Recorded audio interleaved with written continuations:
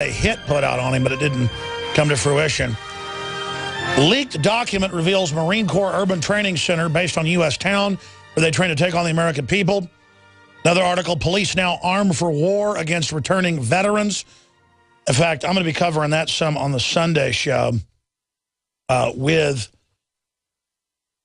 our returning reporters, Sergeant Joe Biggs, Staff Sergeant Joe Biggs, and David Knight, who just got back from an Army training facility, which looked like it was set up for torture. That's what Biggs had seen in Afghanistan. He would deliver people for torture. Really a serious, hardcore issue. Obviously, war turns people into, turns countries into monsters. Dr. Begich, in closing here, spend about 5 minutes on what you tried to get into earlier about freeing up federal lands, freeing up lands for natives, freeing up lands for states. The amount of minerals alone that can be easily and cleanly, from what I've seen, extracted from Alaska, but is not being allowed. A, why do you think it's being suppressed? And then B, break down what this could do for our country. And I know we'll get emails or comments by different alternative energy websites going, Alex, we thought you were for alternative energy and you're a horrible person. Look, they're not letting us get those systems. We're trying to develop them. We're trying to deploy them. Everything the government pushes is kind of a patch or an act like they're doing it to actually control the industry. But we are based on minerals. We are based on oil and gas and all these other things we have. And this could be a boom for our country. So talk about it as a leading expert. Well, first of all, you know, we're not going to convert from oil-based energy overnight. It's going to take decades. So these things are going to move forward. The United States has increased its oil and gas production dramatically from fracking, and now what's going to be happening here in Alaska, to the point where in a few years we're going to be a net exporter. Energy imports used to be about 50% of our trade deficit, with the other half pretty much China. That's changing because of energy production locally within the U.S. But taking it from the minerals perspective, you know, Alaska has a project that's the Red Dog Mine, which is actually a native-owned property and a joint venture of private industry. It produces 6% of the zinc concentrate in the world. We have one of the 10 top silver mines in southeast Alaska. But we also have major finds of rare earth minerals, which are presently primarily controlled by the Chinese, but not in Alaska. We have resources that are being drilled out and found throughout southeast Alaska and some of the interior locations that could make America free in terms of rare earth, something we absolutely need to maintain competitiveness globally.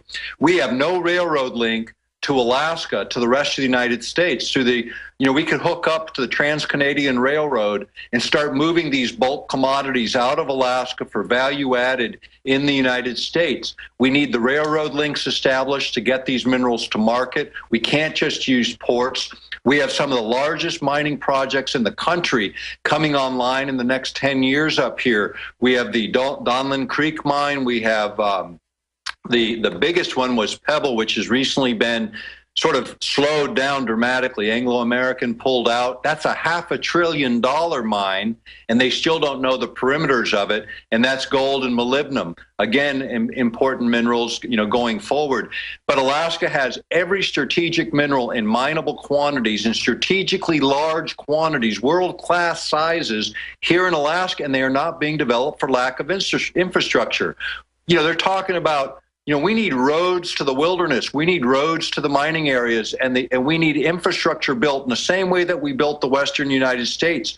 That kind of initiative would not only create domestic jobs, but actual jobs that result in private industry developments and the export of value-added minerals. This is where we can gain our independence again. We have trillions and trillions of cubic feet of natural gas, not including the other forms of hydrocarbons, frozen methane on the North Slope. We have enough to run the country on energy. In coal alone, we have 51% of all the known resources in the United States and 25% of the world's coal resources. We have enough coal to run the energy needs of the U.S. for 2 millennium, 2,000 years. And let me stop you right there, because you're giving the solution. I've researched it. What you're saying is all publicly available. Your brother's the U.S. Senator. You've managed massive amounts of land there.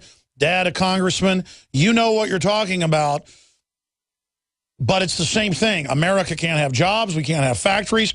We can't even have service jobs. It's Agenda 21. Same thing in Western Europe and the U.S. We're not allowed to develop. We're only allowed to have government or corporate institutional jobs to capture us and enslave us under the UNESCO treaty. My issue is, why does the elite want to shut down the United States and Western Europe? Why is the elite putting in policies where the West is committing suicide, not having children? Why does the elite themselves, pretty racist people, want to destroy the West?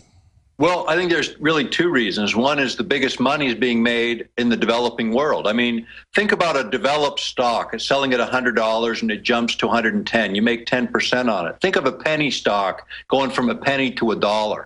That's the third world. That's where they want the money. So they want to shut down development here because they already totally have enslaved the third world. Right. And then if you look at it, they look at the U.S.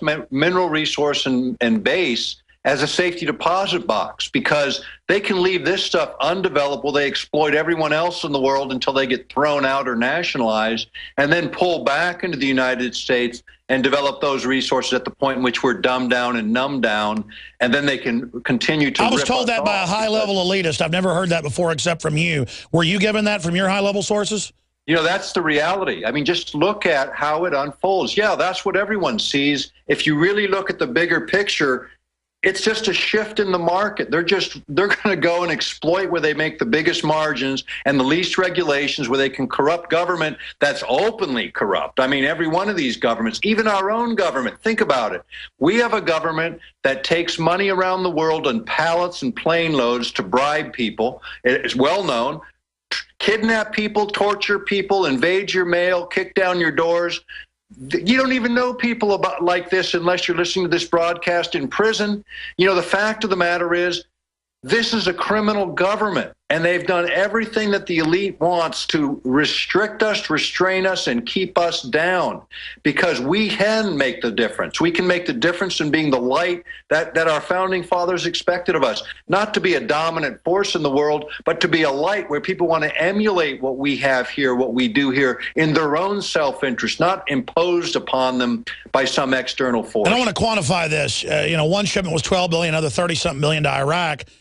And they use it not just to buy off local officials, but to buy off our own military, where they would give a sergeant $100,000 or somebody else $1 million, a general, and then say, by the way, you stole that money. You better do what we say and ship these drugs back. This is a corrupting. So instead of building something to rise in society that raises the whole society, if you're part of the criminal gang, you get ahead. And it creates dark ages, folks. We need to be going the opposite direction. Let me ask you this. Are we turning the tide? I know there's a big awakening. Is it enough? What does your gut tell you the timeline is? What's going to happen? You're probably one of the smartest guys in general knowledge, Dr. Begich. What do you see happening?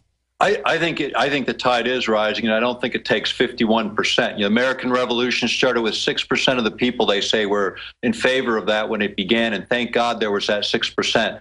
Today, with the ability to communicate globally, all of us, even in this broadcast right now, we can make a bigger difference if only 1% of us wake up and begin to act in what we believe to be right and true. It doesn't take a mass. It takes a few. There is way more engaged right now than is necessary to create the next revolution, the next evolution in human thinking. That's what's going on right now. The tide will turn. We're not going to give up the fight. There are too many of us in it for too long, and there's too many of us coming up and be from behind. And I think that's the fifth column, is the fifth column of freedom. It's those of us that still engage this process and refuse to lay down in front of the tank and get run over. We're going to take control of those tanks again. We're going to take control of this country and all of our countries, because corruption is what needs to be snuffed out. The elite needs to be recognized for who they are and what they are, and recognize that the change has to come. And it is coming. I believe the tide is turning. Just keep in the fight. Don't give up, even in the worst circumstances.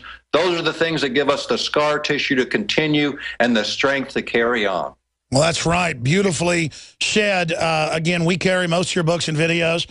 Folks can also find them on your site, which I'll give people. Are you working on anything new? What do you focus on this day over at earthpulse.com, Dr. Nick Begich? Well, we're working on a few things. A few of our electronic devices are coming out in the next few years.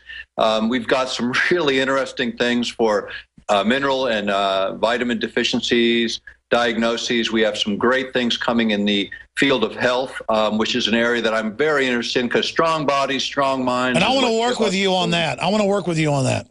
You bet. In fact, I'm hoping to get down to Austin at some point and spend a little time with you personally, and I'm hoping to get down there sometime this fall. Come on down. You're welcome. We'll pay for your hotel, my friend. All right. Well, bottom line, look at Obama, a false messiah. But it doesn't work anymore. People wake up to these puppets faster and faster. And, you know, I complain until the public's dumbed down. Congress has as low as a 6% approval rating now. That's really got to worry the establishment. Oh, I think so, too. You know, you're talking about the establishment. You know, I got to leave on one point. It's the Federal Reserve. And, you know, my brother's the only Democrat that signed on to audit the Federal Reserve. And when Bernanke called him and screamed at him over it, he said, hey, you in turn.